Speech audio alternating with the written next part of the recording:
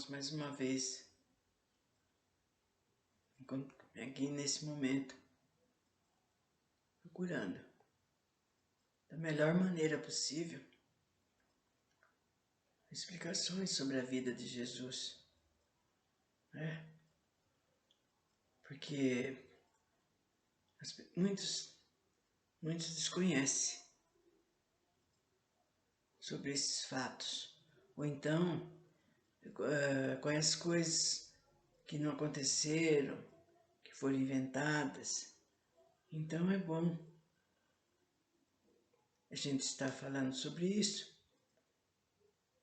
né? E que está caindo esses conhecimentos justamente, né, na chegada da Semana Santa. E com isso vocês vão vendo o que realmente se passou com o nosso Mestre Jesus. E nós estávamos naquela parte em que ele tinha resolvido ir para Jerusalém, mas ao mesmo tempo ele estava vendo coisas que estavam acontecendo, mas ele não podia mais retroceder, voltar ou não ir. Ele já tinha falado que ele ia, né? E por que ele ia? Só que com esses acontecimentos que foram tendo, né?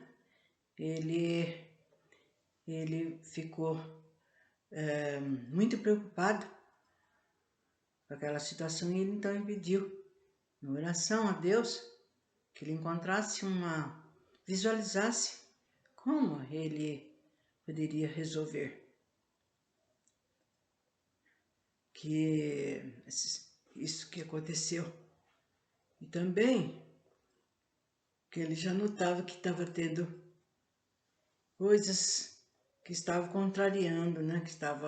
Que ele tinha razões de ficar preocupado, de acontecer que poderia, conforme fosse, cair tudo por terra, tudo aquilo que ele vinha 3 anos ensinando, ia por jogado fora, pode-se dizer, né?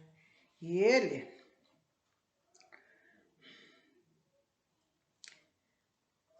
foi então, recolheu-se em uma oração profunda o nosso Pai. Ele recebeu essa intuição. E tudo aquilo que ele estava com dúvidas, a fim de resolver, estava preocupado, começou a sair do seu ser, entrando um regozijo, né, um entusiasmo para resolver os problemas. Quer dizer que ele recebeu aquilo que ele precisava receber, uma orientação, né, com a finalidade única de ajudar. A perspectiva do sacrifício de sua própria vida como preço implacável para a sobrevivência imaculada da mensagem evangélica inundou-o de júbilo e despertou-lhe a mais sublime euforia espiritual. Então ele viu que foi falado para ele que ele ia passar por um sacrifício, né? Conforme isso ele já sabia, torna a dizer que todos eles sabiam, os discípulos, só que quando a gente está encarnado a gente não lembra das coisas, né? O Espírito que guarda para si. Mas ele tinha uma ideia, mais ou menos. Mas ele não sabia, na realidade, dos fatos que ia acontecer com ele.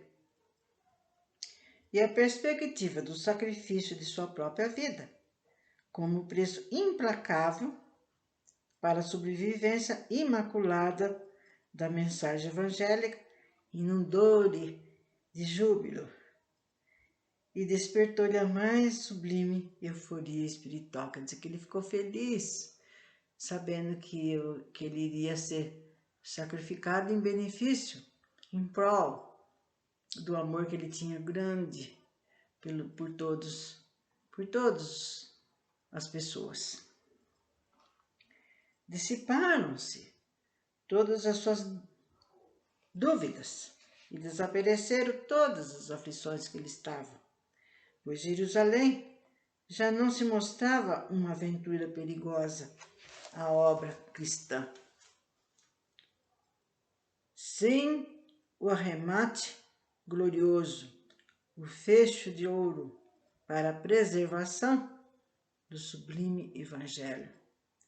Cabia-lhe viver e, ao mesmo tempo, viver pelos princípios que viera pregar aos homens a fim de cimentá-los para a posteridade através da renúncia de sua própria vida e o destemor da morte.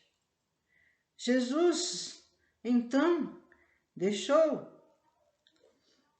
o seu aposento, onde recebera a clara intuição e instrução também como deveria proceder, a forma de surpreender com Pedro e João que o esperavam por lado de fora, enquanto Jesus estava orando. Então, eles estavam preocupados com Jesus e ficaram ali esperando. Então, ele recebeu essa instrução e também a intuição de como resolver. E ele depois passou então para seus discípulos, o Pedro e o João, né? Dizendo que eles sentiam dominados pelo pressentimento doloroso de sérios perigos que o esperavam. Então eles estavam pressurosos. Nossa, meu Deus do céu, o que será que vai acontecer com o mestre? E agora, por que nós fizemos força para que ele fosse para Jerusalém, se não era hora, não era tempo? Então eles estavam ali esperando Jesus aparecer. Limitando-os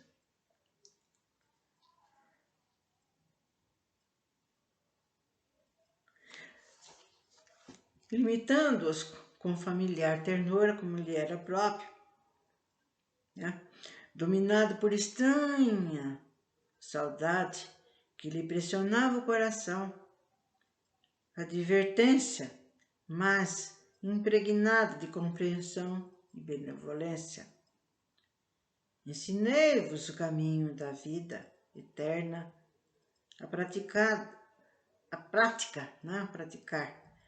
da virtude, a renúncia, as honras falazes do mundo. Honrai a vossa memória e o vosso coração.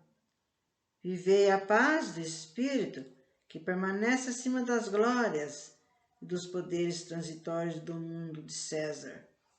Pois aquele que confiar em mim, disse o Senhor, eu o vestirei, eu o alimentarei por toda eternidade. Não quis dizer com isso que ele estaria sempre no coração de Jesus para todo momento, toda hora que precisasse. Não vos afligireis pelo tesouro do mundo, porque vós sereis ricos no céu. A palavra do Senhor se faz quanto a vida eterna, a qual jamais ela está nas cogitações dos poderosos do mundo. Em seguida, o Mestre Jesus ergueu-se e, numa rematada significativa, quase num comovente, exclamou: por que me buscais no caminho das honras e das glórias do mundo, quando eu sempre vos digo que meu reino não é desse mundo? Antes de partir de Betânia para Jerusalém, Jesus desejou rever e despedir-se de sua mãe, dos seus parentes, amigos mais íntimos, e assim dirigiu-se, primeiramente a Nazaré, que era onde ele morava. Já não opunha dúvidas de que jamais voltaria para a sua querida cidade, onde viveu a sua infância e modelara os seus sonhos da redenção do gênero humano. No entanto, a própria família se lhe tornava cada vez mais hostil.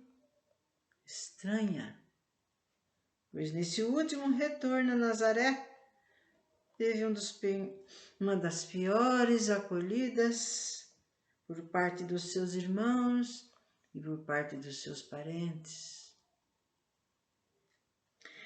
que já há bastante tempo haviam reunidos para impedir que Jesus continuasse com as suas pregações cada vez mais perigosas. E é isso que os irmãos deles brigavam, né? E aliás, desde que ele era mocinho, os irmãos já davam em cima, já ficavam bravos, falavam que ele era louco, que ele queria pôr termo na família, ia atrapalhar, né? A família que vivia ali dignamente. E não é só os irmãos, os parentadas todos se juntaram para impedir que ele fosse continuar com essas pregações, né? Pedir para que ele não fosse também para Jerusalém, que era onde ele ia fazer as suas pregações. Finalmente, conseguiu reunir todos os membros de sua parentela carnal e os exortou a que seguisse o caminho do Senhor, desapegando-se dos seus bens, pois advertia que jamais voltaria a Jerusalém,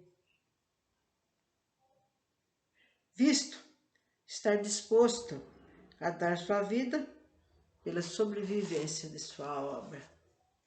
Olha, além de que ele ter encontrado um ambiente nada animador, não ser nada bem recebido por seus familiares, ainda ele disse isso. De princípio, só despertou o ar irônico dos irmãos mais velhos, o que fez parecer estranho, que fez com que ele parecesse estranho na sua própria casa. Mas assim que afirmou estar disposto a morrer pela causa cristã e que iria a Jerusalém submeter-se à prova de fogo e enfrentar o sacerdócio do templo e os esbirros do sinédrio, foi acremente censurado por suas ideias perigosas, por sua ofensiva lei e à tradição hebraica. Acoimaram-se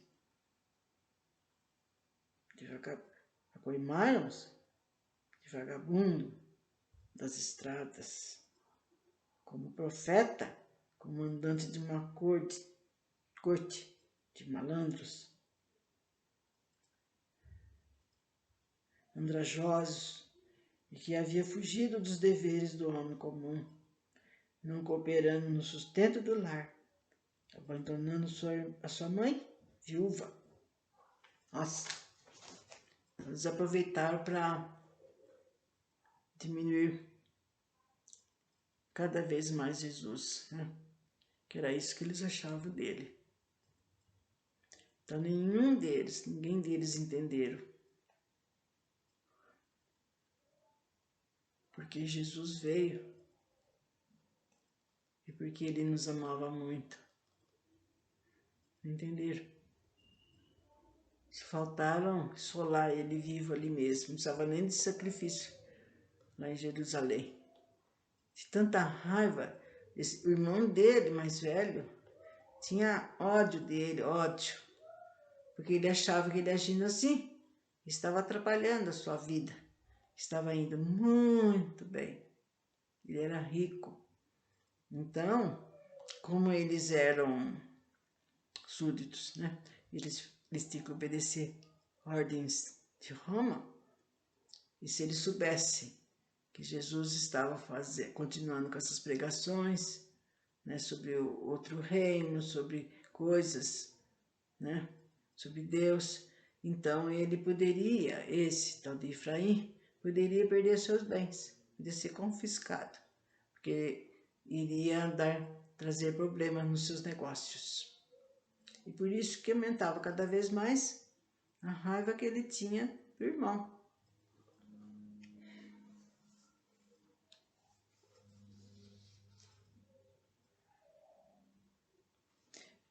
Efraim, o membro mais rico da família, que movimentava bens de raízes e especulava as moedas na Galileia, dono de boas propriedades rurais, foi o mais insultuoso, ameaçando até interditar Jesus como louco, gente.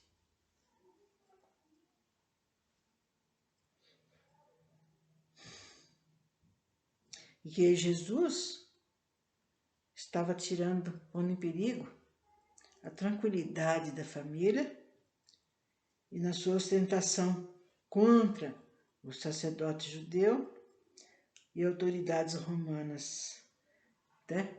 Porque Jesus pregando, ensinando, né? Os sacerdotes, aqueles que já foi falado, ficavam irados, com raiva, e eles procuravam cada vez mais incriminar Jesus, mostrando que ele era um infrator, era um cara que não valia coisas nenhuma. E com isso, esse irmão de Jesus ficava com mais raiva ainda, porque estava ia dar um prejuízo enorme na vida dele, né? Se Jesus continuasse assim. Ele temia desesperadamente que seus bens pudessem ser sequestrados, conforme acontecia quando a justiça hebraica ou romana exigia da própria família a cobertura de prejuízos acusados por algum membro sedioso. Então, esse Efraim achava que a qualquer momento ia acontecer isso. Então, ele pedia para que Jesus não fosse, que ele parasse com isso, com essa pregação, né? Inclusive, ofereceu coisas boas para Jesus fazer, para ele trabalhar, que não estava bem aquilo, que não ia dar certo. E então explica, porque além disso, né? Mas desde que Jesus era pequeno, moço, que os irmãos não gostavam dele, da maneira de ser dele. Jesus manteve-se silencioso durante a discussão, ante a censura dos seus parentes e irmãos, porque aí começaram a brigar, né? Como toda casa. Nossa, ele não deve ir, porque o outro não, porque ele tem a sua missão, o outro falando mais alto, e assim saiu discussão e briga na própria família. Então Jesus ficou silencioso, quieto, e vendo que aquilo não ia ter fim, né?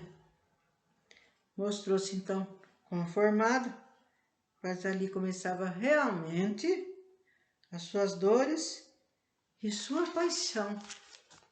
Vejam bem, de que ali queria começar seu calvário mesmo. Diante daquelas censuras, insultos, ameaças dos próprios familiares.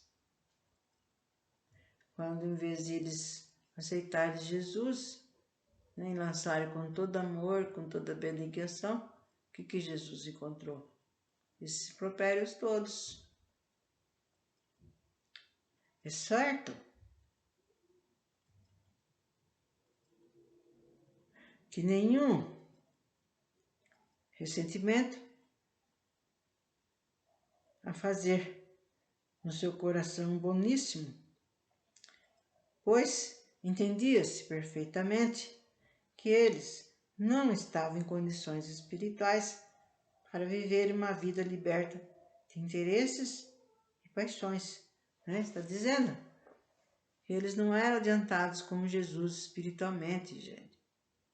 Por isso que Jesus aceitou ir nascer nesse lugar, porque eles precisavam de muita orientação, muito entendimento, mas eles não chegaram a um termo, aceitaram, de jeito nenhum aceitaram, porque eles viviam só na materialidade, nos bens, nos tesouros, nos cofres, na posição social, né? Então, eles achavam que Jesus agindo assim, eles só iam trazer problema para eles mesmos. Que não tava, por isso que estava saindo aquela brigaiada. Mas eles não estavam prontos. Viviam só a vida material. Apesar que o seu tio, o irmão de Maria, sempre se revelara companheiro de Jesus. E até o último dia procurava justificá-lo perante os demais irmãos, cunhados e parentela. Então, esse irmão de Jesus, chamado Tiago, ele falou: gente, vocês não estão certos. Jesus tem uma missão. E que é o quê? Quem disse deles entenderem, deles aceitarem? E continuava a briga de quem fez, porque fez. E Jesus se entristeceu-se muito, mas mais ou menos ele sabia que iria ter esse discernimento, essa falta de discernimento. Tiago, seu irmão menor, quis acompanhar Jesus até Jerusalém, o que o fez contrariando a todos os irmãos que não queriam que ele fosse. Resistindo a todos os apelos dos irmãos de sua mãe e diante das ameaças e insultos dos demais parentes, Jesus decidiu partir. No dia anterior combinado com seus companheiros, porque ele queria chegar em Jerusalém, né? Na sexta-feira, porque ele sabia, gente, ele tinha intuição que o que ia acontecer com ele ia ser antes da Páscoa e não depois. Então ele tinha uma certa pressa e uma certa ideia mesmo de se pronunciar, de sair quanto antes. A sua despedida foi entremeada de apodo e ditos ferinos, e seus familiares despeitados ou enravecidos, enquanto Efraim tinha os olhos com gestos de ira e de desespero. Desespero não sabendo que Jesus ia fazer a pregação, porque ele iria perder os bens dele, caso continuasse essa vida de Jesus.